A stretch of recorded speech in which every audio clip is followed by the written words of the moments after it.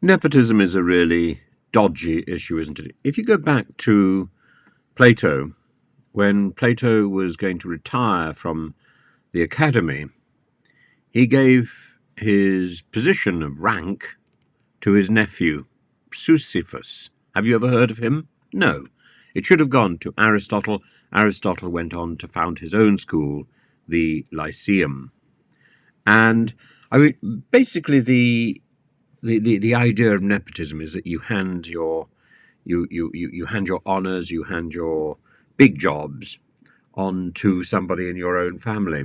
And the Catholic Church was, of course, the great one for nepotism, particularly Pope Alexander VI, the Borgia Pope, who named his son Cesare Borgia a cardinal. He had no desire to be a cardinal. I mean, it's just extraordinary. The practice of nepotism has been heavily criticized. Giorgio Leti wrote a satire in 1667 which sort of brought the whole name of nepotism to the fore. Il nepotismo di Roma, the history of the Pope's nephews.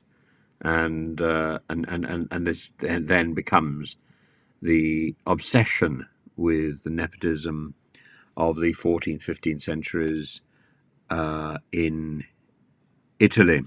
But, it goes all the way back to ancient Greece and the favouring of favouring the family over the people who have the skills and the training to do the job properly. You could even see Octavian, Augustus Caesar, as being a product of nepotism, or maybe backwards, because Octavian concocted an idea to suggest that he was the son or the nephew or whatever of Julius Caesar. Even in the White House in America, President John Quincy Adams, because of his father John Adams, president as well, Bush, and so on. Now, then we get to Boris Johnson. And Boris Johnson, do you remember Boris Johnson's relative, a vague relative called Blythe, who offered him a guarantee of £800,000 for a loan when he was Prime Minister? This caused a bit of a fuss. It eventually led to the resignations in the BBC, if you remember.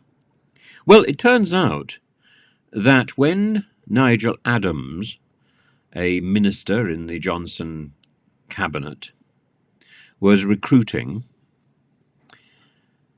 Sam Blyth ended up on a list of 4 government candidates for posts to head international cultural bodies.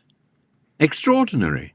This person who had lent Boris Johnson money, this person who was a relative of Boris Johnson, ends up being favoured on ministerial lists for jobs. Extraordinary. Would it be outrageous to suggest this is another example of nepotism? Would it be outrageous to suggest that this is like Plato? That this is like President John Adams? This is like Alexander. Oh, and isn't Boris's name Alexander?